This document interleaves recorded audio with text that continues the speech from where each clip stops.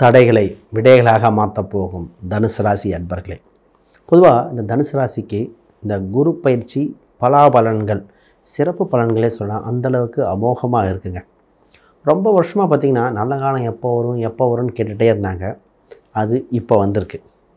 உங்களுக்கு பேச போகிற அற்புதத்தை பற்றி தெளிவாக ஒவ்வொரு விஷயம், தொழில் எப்படி இருக்கும், வேலை, திருமண யோகம் எப்படி, மாணவர்களுக்கு குழந்தை பாக்கியங்கள், சொத்து சுகம் சேர்க்கைகள், பொருளாதார கையிருப்புகள் எப்படி, உடல்நிலை, குடும்ப ரீதியாக எப்படி, வணங்க வேண்டிய தெய்வம் என்ன அப்படின்னு தெளிவாக பார்த்துருவோம்.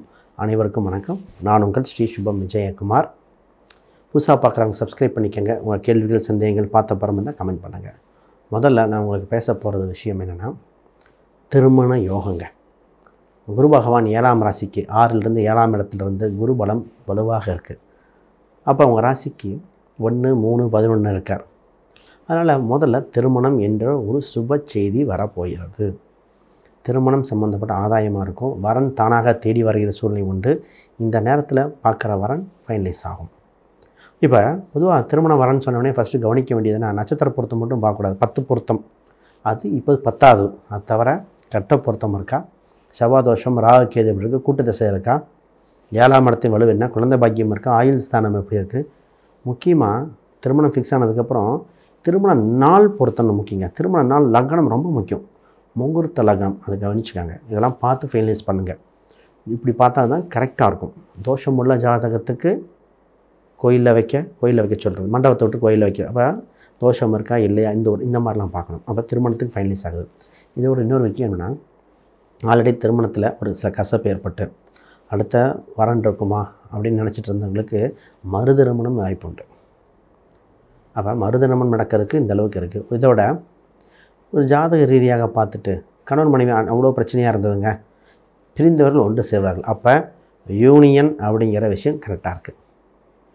இன்னும் தெளிவாக பேசும். அப்போ அடுத்தது இப்போ மைண்டில் என்ன வரப்போகுதுன்னா, சொத்து சம்மந்தப்பட்ட நிறையா சிந்தனைகள். போன வருஷம்லாம் இடம் சம்மந்தப்பட்ட ட்ரை பண்ணி நிறைய பேர் வாங்கியிருக்காங்க. நிறைய பேர் பார்த்திங்கன்னா அட்வான்ஸ் கொடுத்து வெயிட் பண்ணிகிட்ருக்காங்க. அப்போ அந்த இடம், வீடு, சொத்து சம்மந்த இனிஷியல் பண்ண விஷயங்கள் இப்பொழுது முடிவுக்கு வரப்போகிறது. இப்போ ஃபைனலைஸ் ஆகிற காலகட்டம் வந்தாச்சு. இந்த விஷயம் இன்னும் இதாக இருக்க போகுது. இனி புது முயற்சிகள் மட்டும் ஆல்ரெடி தொடங்கின விஷயம் நோக்கி புது முயற்சிகள் கவனமாக பார்த்து பண்ணிக்காங்க. அப்போ இடம், வீடு, சொத்து. இப்போ கமிஷன் வகையில் வருமானம் வருது. சும்மா சார் இந்த பக்கம் ஒரு இடம் இருக்குது சார் பாருங்கள் சார் அப்படின்னு சொன்னீங்க, அவங்க வாங்கிட்டு உங்களுக்கு கமிஷன் கொடுத்துருவாங்க. அப்போ கமிஷன் வகையில் வருமானம் வரைய சூழ்நிலை உண்டு. இந்தளவுக்கு உங்களுக்கு அபிர்விதமான வகையில் டக்குன்னு வர மாதிரி இருக்குது. சுப செய்திகள்.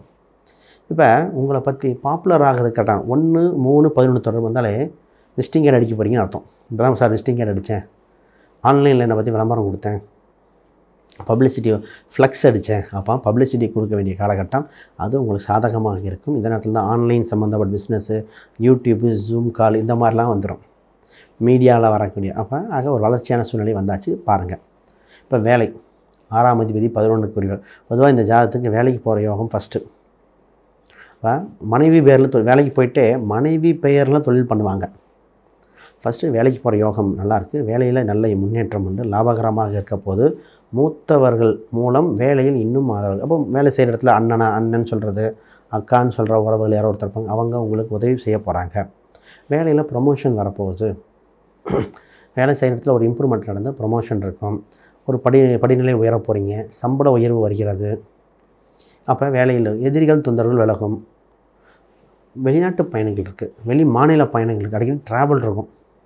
இப்போ இந்த மாதிரி விஷயத்தை பார்த்துக்கோங்க. இப்போ ஒன்று கவனிச்சுக்கணும், 4ல் இருக்கிற சனி பகவான் 6ஆம் இடத்தையும் பார்ப்பார். அப்போ என்னென்னா வேலையில் எக்ஸ்ட்ரா ஒர்க் இருக்கும், கடுமையாக உழைக்க வேண்டியதாக இருக்குது, வேலை பளு ஜாஸ்தியாக இருக்குங்கன்னு சொல்கிற மாதிரி இருக்கும். அப்போ வேலை நிறையா உண்டு, வேலையும் பாருங்கள். பாதி நேரம் வீட்டில் உட்காந்து வேலை பார்க்குற மாதிரி இருக்கும். வேலைக்கு போயிட்டு வந்தாலும் வீட்டில் தான் உட்காந்து ஒர்க் பண்ணுறேன், அது மட்டும் இருக்கும். அது இந்த அமைப்பு அப்படி இருக்குங்க. ஆனால் வேலை இருக்குங்கிறது பெரிய விஷயம் இல்லையா இந்த கால சூழ்நிலையில். இப்போ வேலை அதிகமாக இருக்கும், ஆனால் சம்பள உயர்வு உண்டு. இப்போ வேலைக்கு போய்ட்டுருக்கேன், என்ன பண்ணுவாங்கன்னா, சார் வேலைக்கு தான் போயிட்டுருக்கேன், சைடில் பிஸ்னஸை ஆரம்பிச்சிட்டேன் அப்படிம்பாங்க. அப்போ பேரலாக வேலைக்கு போயிட்டே பிஸ்னஸ் ஆரம்பிக்கிற சூழ்நிலை வந்திருக்கு. அதுவும் நல்லபடியாக போகும்போது அதையும் தொடருங்கள். ரைட். இப்போ பிஸ்னஸை பார்ப்போம். சார் பிஸ்னஸ் பண்ணிகிட்ருக்கேன், எனக்கு எப்படி இருக்கும்? பிஸ்னஸ் சம்மந்தப்பட்ட அமோகமாக இருக்கும். லாபத்தை கொஞ்சம் குறைக்கணுங்க. இப்போ 100 ரூபாய்க்கு ஒரு பொருள் சேல்ஸ் பண்ண லாபம்னா ஒரு 2 ரூபா 3 ரூபா கழிச்சு 97 ரூபாய்க்கு விற்று லாபத்தை ஆட்கள் மூலம் அதிகரிக்கணும். ஏன்னா சனி ஒரு பாவத்தை பார்க்குதுன்னா ஏதோ ஒன்று குறைக்குதுன்னு அர்த்தம். அப்போ அங்கே ஹை ப்ராஃபிட் எதிர்பார்க்க முடியாது, நம்பர் ஆஃப் பீப்புளை எதிர்பார்க்கலாம். அப்போ நிறைய பேர் வர வச்சு லாபத்தை இது பண்ணிக்காங்க. ஆஃபர் கொடுக்க வேண்டிய காலகட்டம். இப்போ ஒரு ஆசிரியராக இருக்கார், 4 பேருக்கு கிளாஸ் எடுத்தார்னா ஒருத்தருக்கு நான் சும்மா சொல்லித்தரேன்னு சொல்லணும். இப்போ நகை வியாபாரம் பண்ணுறோன்னு வச்சுங்களேன், நகை சம்மந்தப்படுவோன்னா ஒரு சிலருக்கு செய்கூலி சேதாரங்கள் குறைவாக போடணும். அப்போ அதிகப்படுத்த இப்போ நம்பர் ஆஃப் பீப்புள் இது மாதிரி பண்ணிக்கோங்க. பிஸ்னஸ் சம்மந்தப்பட்டு சூப்பராக இருக்க போகுது, லாபங்கள் அபரிதமாக இருக்க போகுது, விளம்பரங்கள் தைரியமாக கொடுக்கலாம், மென்மேலும் வளர்ச்சி பெற வாழ்த்துக்கள்னே சொல்லக்கூடியது. வேலையில் பார்த்திங்கன்னா கூட்டு சம்மந்தப்பட்டு அதிகமாக கூட்டு வச்சுக்கலாம், நான் ஆர்டர் பிடிச்சி கொடுக்குறேன் அப்படின்னு நிறைய பேர் வருவாங்க. அது கூட்டு உண்டா, ஜாதக ரீதியாக பார்த்து உண்மையாகவே கூட்டு உண்டா, டெம்பரவரியாக ப்ராசஸ் பண்ணலாமா அப்படின்னு கொஞ்சம் கோபங்கள் மட்டும் குறைக்கணும். இந்த நேரத்தில் வேலைப்பளு அதிகமாக இருக்குங்க, கோபங்கள் வரும், தூக்கங்கள் குறைவாக இருக்கிற மாதிரி இருக்குது. அதை மட்டும் கொஞ்சம் பார்த்துக்கங்க. ஹெல்த் விஷயம் பேசுகிறேன், அதை பார்த்துக்கங்க. ரைட். இப்போ தாய் தந்தையரின் நிலை, பொதுவாக இந்த நேரத்துக்கு அம்மாவின் நிலை, தாய் தந்தை 4ஆம் இடத்தில் சனி பகவான் இருக்குது, சந்திரனையும் 10ஆம் பார்வையாக பார்க்கலாம். தாயின் உடல் உபாதைகள் வருகிற காலகட்டம். உங்கள் ஹெல்த் வைஸும் நீங்கள் கொஞ்சம் ப்ராசஸ் பண்ண வேண்டியது. இதில் 9ல் பார்த்திங்கன்னா கேது பகவான் வேறு. அப்போ தாய் தந்தையின் உடல் உபாதை பற்றி தான் டவுட்டாக இருக்கும். இந்த நேரத்தில் பார்த்திங்கன்னா சார் திஷ்டியாக இருக்குது சார், எல்லாமே நல்லது நடக்கணும், நாங்கள் ஊர்பட்ட திஷ்டி இருக்குது, இந்த செய்வனி இருக்குமோ அதாக இருக்குமோ டவுட்டுகள் வராது. உங்கள் மேலதிகாரிகள் உங்கள் கூட சமரசமாக பேசுவாங்க, அதில் அவங்களுக்கு ஆதாயம் அதிகமாக வைக்கிற மாதிரி இருக்கும், அதை கொஞ்சம் கவனிச்சுக்கோங்க. ரைட். இப்போ என்ன கோயில் வழிபாடு பண்ணிக்கிட்டால் நல்லாயிருக்கும், என்ன எண்கள் பயன்படுத்தணும்னு பார்ப்போம். அதற்கு முன்னாடி யாருக்காவது ஜாதகம், பிரசன்னம், வாஸ்து, நியூமராலஜி பார்க்கணும், கீழே இருக்கிற எண்களுக்கு தொடர்பு கொள்ளுங்கள். கேள்விகள் சந்தேகங்களை கீழே கமெண்ட் பண்ணுங்கள், உங்களுக்கு பதிலளிக்கப்படும். முதல்ல இப்போ உங்களுக்கு மேலதிகாரிகள் சம்மந்தப்பட்டதில் பார்த்திங்கன்னா ஃபுல் சீக்ரெட்டும் கொடுக்க வேண்டிய அவசியம் இல்லை, கேட்டால் மட்டும் கொடுங்க. ஏன்னா உங்களோட ஃபுல் இதை எடுத்துகிட்டு அவங்க பெனிஃபிட் அடைய வாய்ப்பு உண்டு. உங்கள் கையிருப்பை கொஞ்சம் கவனமாக பார்த்துக்கணும். பணம் சம்மந்தப்பட்ட செலவு பண்ணுங்கள், அப்புறம் பார்த்துக்கலாம்பாங்க. செலவு பண்ணதுக்கப்புறம் வர வாய்ப்பு இல்லை. கமிஷன் மட்டும் வாங்கிட்டு தெளிவாக இருக்க வேண்டிய சூழ்நிலை உண்டு. குழந்தைகள் சம்மந்தப்பட்டது படிப்புக்காக பெரும் செலவு செய்ய வேண்டியிருக்கு. குழந்தைகள் இம்ப்ரூவ்மெண்ட்டுக்காக பணம் சம்மந்தப்பட்டு சேர்த்து வைக்க வேண்டிய சூழ்நிலை. பெண்ணாக இருந்தால் நகை வாங்கி வைக்கிறது, ஆனால் இருந்தால் அவங்களுக்கு இன்வெஸ்ட்மெண்ட் பண்ணி வைக்கிறது.